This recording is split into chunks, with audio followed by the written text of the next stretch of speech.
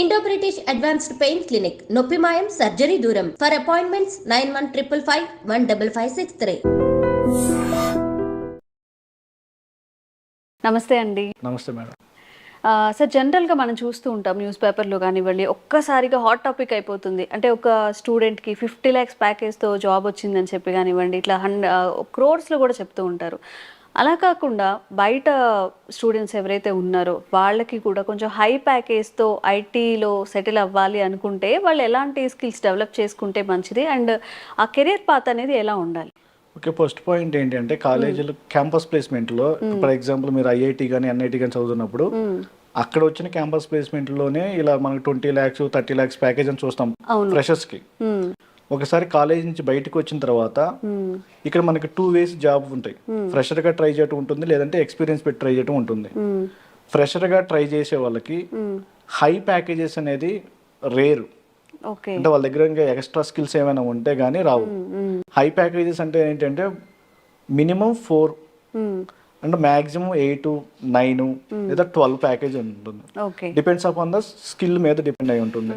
For example వీళ్ళు డెవలపర్కి వెళ్ళాలని ఫుల్ స్టాక్ డెవలప్మెంట్ నేర్చుకున్నారనుకోండి, ఫుల్ స్టాక్ డెవలప్మెంట్లో కూడా పైథాన్ ఫుల్ స్టాక్ డెవలప్మెంట్కి ప్యాకేజెస్ వేరుగా ఉంటాయి, జావా ఫుల్ స్టాక్ డెవలప్మెంట్కి ప్యాకేజెస్ వేరుగా ఉంటాయి. అంటే యావరేజ్ 7 to 9 లేదా 10 ఉంటాయి. అంటే మినిమం 4 అనుకోవచ్చు మనం. ఫ్రెషర్ అయితే 4 lakhs నుంచి 7. అంటే అది కూడా కంపెనీ నామ్స్ మీద డిపెండ్ అయి ఉంటుంది. ఒక్కొక్క కంపెనీ ఇప్పుడు మల్టీనేషనల్ కంపెనీలు ఉన్నాయి అనుకోండి, వాళ్ళు 4 ఇవ్వచ్చు 5 ఇవ్వచ్చు, వాళ్ళ కంపెనీ నామ్స్ మేడ్ చేసుకొని. ఒకవేళ మనం స్టార్ట్అప్ లో జాబ్ వచ్చింది అనుకోండి, స్టార్ట్అప్ వాళ్ళు 4 ఇవ్వరు, వాళ్ళు 2.6 ఇవ్వచ్చు, 2.8 ఇవ్వచ్చు, 3.2 ఇవ్వచ్చు. అందుకే మనం యావరేజ్ గా మనం ఏం చెప్తున్నాం అంటే ఫుల్ స్టాక్ నేర్చుకున్న వాళ్ళకి 7 lakhs ప్యాకేజ్ ఉండొచ్చు యావరేజ్ శాలరీ. అది 7 lakhs అంటే తక్కువ వచ్చు, ఎక్కువ ఉండొచ్చు. 7 to 9 లోపు వస్తుంది మనకి. అది ఏ ఫుల్ స్టాక్ అయినా నేర్చుకోవచ్చు. పైథాన్ ఫుల్ స్టాక్ అయినా, జావా ఫుల్ స్టాక్ అయినా, లేదంటే మెన్ స్టాక్ అంటాం, మార్కెట్లో బాగా పాపులర్ అవుతుంది మెన్ స్టాక్, మీన్ స్టాక్ అని. మెన్ స్టాక్ లోనేమో రియాక్ట్ వాడుకుంటాం, మీన్ స్టాక్ లోనేమో యాంగులర్ చేసి వాడతాం. ఈ రెండిట్లో ఒకే స్కిల్ వాడతాం, బ్యాక్ ఎండ్ అయినా ఫ్రంట్ ఎండ్ అయినా. అదే జావా స్క్రిప్ట్. లేదు మనం పైథాన్ ఫుల్ స్టాక్ వెళ్ళాం అనుకోండి, అక్కడ ఫ్రంట్ ఎండ్ కి జావా స్క్రిప్ట్ వాడుకుంటాం, బ్యాక్ ఎండ్ కి మళ్ళీ పైథాన్ వాడాలి. అదే జావా ఫుల్ స్టాక్ అయితే ఫ్రంట్ ఎండ్ జావా స్క్రిప్ట్ వాడుకుంటాం, బ్యాక్ ఎండ్ మళ్ళీ జావా నేర్చుకోవాలి. అంటే నాకు కోడింగ్ లాంగ్వేజెస్ 2 రావాలి అప్పుడు. లేదు నాకు కోడింగ్ లాంగ్వేజ్ ఒకటే ఉండాలనుకున్నప్పుడు మెన్ స్టాక్ కానీ మీన్ స్టాక్ కానీ సెలెక్ట్ చేసుకోవచ్చు. ఇది ఫ్రెషర్ లెవెల్లో. లేదు సెకండ్ ఆప్షన్ ఏంటంటే టెస్టింగ్ సైడ్ వెళ్ళొచ్చు. ఈ టెస్టింగ్ సైడ్ కూడా ప్యాకేజెస్ బాగుంటాయి. అందులో ఆటోమేషన్ టెస్టింగ్ కొంచెం ప్యాకేజెస్ బాగుంటాయి, మాన్యువల్ టెస్టింగ్ ప్యాకేజెస్ కొంచెం తక్కువ ఉంటాయి. ఇది ఫ్రెషర్ లెవెల్లో. అలాగే కొంతమంది నాన్ ఐటీ నుంచి వస్తారు, వాళ్ళు ఐటీకి వెళ్ళాలంటే కోడింగ్ తెలియదు అనుకోండి, నాకు కోడింగ్ అవసరం లేదు, నేను అసలు కోడింగ్ రాయలేదు, నాకు కోడింగ్ అంటే భయం, కోడింగ్ లేకుండా జాబ్స్ కావాలంటారు. అలాంటి వాళ్ళు ఏంటి అంటే ఫస్ట్ యానిమేషన్ నేర్చుకోవచ్చు. యానిమేషన్ కానీ, లేకపోతే గ్రాఫిక్ డిజైనింగ్ కానీ, లేదంటే డిజిటల్ మార్కెటింగ్. ఇప్పుడు డిజిటల్ మార్కెటింగ్ కూడా ప్రతి ఒక్కరికి అవసరం అవుతుంది. ఫర్ ఎగ్జాంపుల్ మీరు ఏదైనా బిజినెస్ స్టార్ట్ చేశారంటే మీరు దీన్ని ప్రమోట్ చేసుకోవాలి. ప్రమోట్ చేయాలంటే ఫేస్బుక్ యాడ్స్ అంటాం, ఇన్స్టా యాడ్స్ అంటాం, గూగుల్ యాడ్స్ అంటాం. ఇవన్నీ చేయాలంటే డిజిటల్ మార్కెటింగ్ లోనే ఇవన్నీ ఉంటాయి. ఒకవేళ డిజిటల్ మార్కెటింగ్ నేర్చుకున్నా మనకి హై పేయింగ్ జాబ్స్ రావచ్చు ఫ్యూచర్ లో. డిజిటల్ మార్కెటింగ్ లో కూడా మళ్ళీ విత్ ఏ కాన్సెప్ట్ ఉంటుంది, అది నేర్చుకుంటే హై పేయింగ్ జాబ్స్ వస్తాయి. ఇవన్నీ ఫ్రెషర్స్ కి. అలాగే 3 years 4 years ఎక్స్పీరియన్స్ ఉన్న వాళ్ళకి డేటా మీద జాబ్స్ బాగుంటాయి. అంటే డేటాని ప్రాసెస్ చేయటం కానీ, డేటాని స్టోర్ చేయటం కానీ, డేటాని అనాలిసిస్ చేయటం కానీ, డేటాని క్లీన్ చేయటం కానీ, ఇలాంటి జాబ్స్ ఉంటాయి. మనకి డేటా మీద 3 types ఆఫ్ జాబ్స్ ఉంటాయి. ఒకటి ఏమో డేటా అనలిటిక్స్ అంటాం, సెకండ్ డేటా సైన్స్ అంటాం, థర్డ్ వన్ వచ్చేసరికి డేటా ఇంజనీరింగ్ అంటాం. ఈ డేటా ఇంజనీరింగ్ వాళ్ళు ఏం చేస్తారంటే ఉన్న డేటా మొత్తాన్ని కలెక్ట్ చేసి వాటి మీద ఆపరేషన్స్ పర్ఫామ్ చేసి ఫైనల్గా ఒక డేటాని తీసుకెళ్ళి డేటా వేర్ హౌస్లో స్టోర్ చేస్తారు. ఇక్కడ వాడే కాన్సెప్ట్ ఏంటంటే ఈటీఎల్ అనే ఒక కాన్సెప్ట్ వాడతారు. Extracting the data from the different data sources. అలాగే ఎక్స్ట్రాక్ట్ చేసిన డేటా మీద కొన్ని ఆపరేషన్స్ పర్ఫామ్ చేసి ఆ డేటాని తీసుకెళ్ళి డేటా వేర్ హౌస్లో స్టోర్ చేస్తారు. ఇదంతా ఏంటి అంటే పాస్ట్ అనమాట. అంటే పాస్ట్లో వాళ్ళ దగ్గర ఉన్న డేటా మొత్తం కలెక్ట్ చేయటం, తర్వాత ఏదైతే డేటా వేర్ హౌస్లో డేటా ఉందో దాన్ని అనాలిసిస్ చేయాలి. అనాలిసిస్ చేసి దానికి ఒక రిపోర్ట్ జనరేట్ చేసి ఎవరైతే ప్రొడక్ట్ ఓనర్ ఉంటారో, లేదంటే ఎవరైతే హైయర్ అథారిటీ వాళ్ళు ఉంటారో వాళ్ళకి ఆ రిపోర్ట్ జనరేట్ చేయాలి. ఓకే. ఆ రిపోర్ట్ అంతా ఎలా జనరేట్ చేస్తామంటే డేటా అనలిటిక్స్ వాళ్ళు చేస్తారు. ఈ డేటా అనలిటిక్స్లో వెళ్ళాలంటే మళ్ళీ మనకు ఏదో కోడింగ్ లాంగ్వేజ్ కావాలి, అలాగే ఎస్క్యూఎల్, అడ్వాన్స్డ్ ఎక్సెల్, ఏదో ఒక బిఐ టూల్ యూజ్ చేసుకొని ఒక రిపోర్ట్ జనరేట్ చేస్తాం. డాష్ బోర్డ్ లైక్ అయితే పై చార్ట్లో కానీ బార్ చార్ట్లో కానీ ఒక గ్రాఫ్ డిజైన్ చేసి అది హయ్యర్ అథారిటీ వాళ్ళకి ఇస్తాం. వాళ్ళు ఏం చేయాలి అంటే ఆ రిపోర్ట్స్ మొత్తాన్ని అనలైజ్ చేసుకొని ఒకవేళ మనం ఏదైనా బిజినెస్ లాస్లో ఉన్నా లేదా ప్రాఫిట్లో ఉన్నా లేదా ప్రాఫిట్లో ఉన్నా ఇంకొంచెం ప్రాఫిట్ రావడానికి అనాలిసిస్ చేసి ఒక డెసిషన్ తీసుకుంటారు.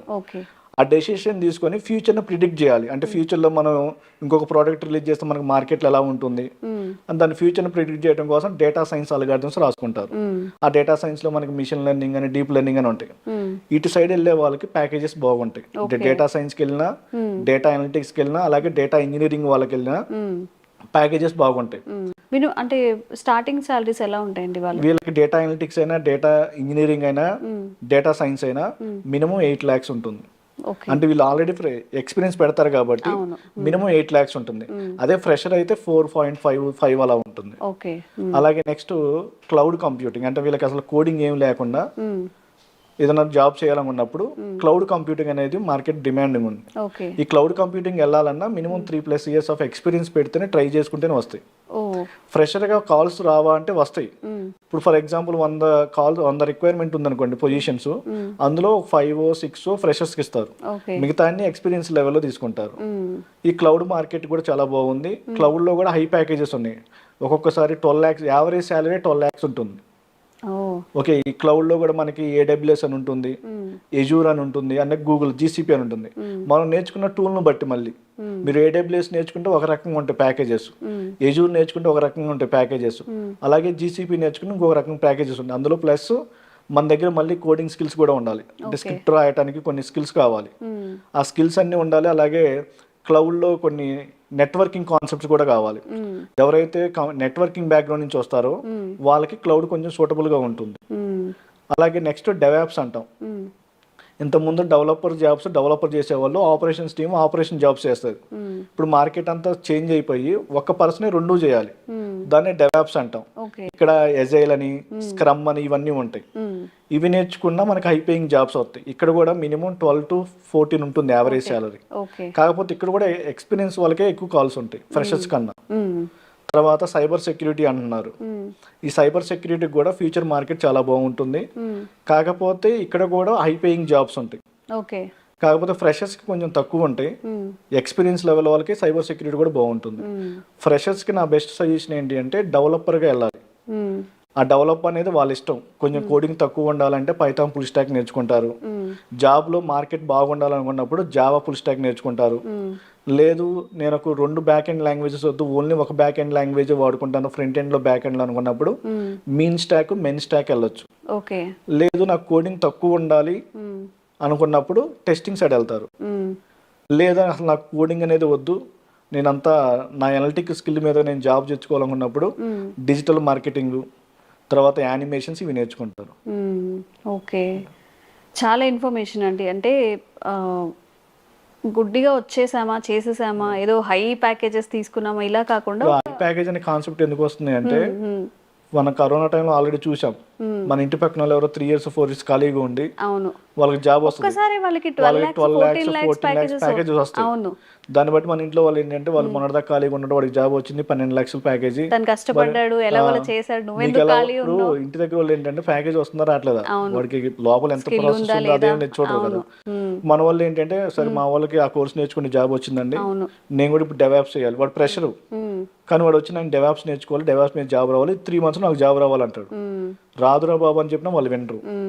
కొంతమంది ఇన్స్టిట్యూట్ వాళ్ళు సజెస్ట్ చేస్తారు ఇది నేర్చుకుంటే రాదని. కొంతమంది ఏం చేస్తారంటే వాళ్ళకి మనీ కావాలి కాబట్టి సరే జాయిన్ అవ్వని డబ్బులు కట్టించుకుంటారు. ఆ కోర్స్ అయిపోయిన తర్వాత వాడు ఎన్ని రోజులు వెయిట్ చేయాలంటే 3 years వెయిట్ చేయాలి కాల్స్ రావాలంటే మళ్ళీ. అలా ఉంటుంది. అలా ఐ ప్యాకేజెస్ గురించి కొంత స్టూడెంట్స్ అలా ఆలోచిస్తున్నారు. నా బెస్ట్ సజెషన్ ఏంటి అంటే ఐ ప్యాకేజ్ గురించి ఆలోచించుకోకుండా ఫస్ట్ ముందు మనం స్కిల్ డెవలప్ చేసుకుని ఏదో ఒక విధంగా ఐటీలోకి ఎంటర్ అయితే తర్వాత ఆటోమేటిక్ గా ప్యాకేజెస్ అవే వస్తాయి. ముందే మనకు జాబ్ రాకముందే మనం హై ప్యాకేజ్ గురించి ఆలోచిస్తే, ఫర్ ఎగ్జాంపుల్ కొంతమంది ఏం జరుగుతుందంటే రీసెంట్ గా మా దగ్గరే జరిగింది. ఒక స్టూడెంట్ కి జాబ్ వచ్చింది, 2.5-3 lakhs ప్యాకేజ్ ఫ్రెషర్ గా. కాకపోతే వాళ్ళు 2 years బాండ్ రాయమన్నారు. బాండ్ రాయకొట్టడానికి ఇష్టపడక జాబ్ వదిలేసుకున్నాడు, ఇంకా జాబ్ రాలేదు తర్వాత, ఇంకా సర్చింగ్లోనే ఉన్నాడు. బెస్ట్ సజెషన్ ఏంటంటే బాండ్ అయినా ఏం కాదు. ఇప్పుడు మనం ఫర్ ఎగ్జాంపుల్ మనం ఇంటర్మీడియట్ చదువుతున్నాం అనుకోండి, కాలేజ్ వాళ్ళకి ఏమి ఇవ్వాలి, 10th క్లాస్ సర్టిఫికేట్ ఇవ్వాలి. తర్వాత ఇంటర్మీడియట్ మనం బీటెక్కి వెళ్తాం, బీటెక్ వెళ్ళినప్పుడు ఏం చేయాలి, వాళ్ళకి మన ఇంటర్మీడియట్ 10th క్లాస్ సర్టిఫికేట్లు ఇస్తారు, 4 సంవత్సరాలు వాళ్ళ దగ్గర చదువుకుంటాం. బయటకు వచ్చిన తర్వాత ఒక కంపెనీ వాడు బాండ్ రాయమన్నప్పుడు చాలా మంది భయపడుతున్నారు. అంటే పేరెంట్స్ కూడా అదే, ఒకవేళ మా అబ్బాయికి next year 6 lakhs 8 lakhs package వచ్చిందేమో, అప్పుడు మళ్ళీ 2 years వెయిట్ చేయాలి కదా అని అడుగుతున్నారు. కానీ బెస్ట్ సజెషన్ ఏంటంటే ముందు ప్యాకేజ్ ఎంత వచ్చినా ఐటీలోకి ఎంటర్ అవటమే కష్టం.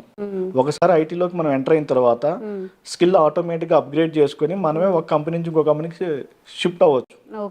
అప్పుడు ప్యాకేజ్ కూడా పెరుగుతాయి. ఇనిషియల్ గానే మనకి ఇంత ప్యాకేజ్ రావాలి, ఇంత ప్యాకేజ్ రావాలి అనేది మార్కెట్ అనేది చెప్పలేము, ఈ రోజు ఉండొచ్చు, రేపు బావచ్చు. ప్లస్ మనం ఈ కోర్స్ నేర్చుకున్నాం, దానికి మార్కెట్ ఎప్పటి వరకు ఉంటుందో కూడా తెలియదు.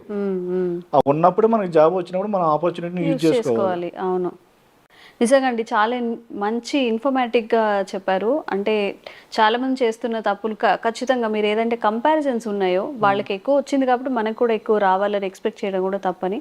చాలా అండి, చాలా థ్యాంక్ యూ.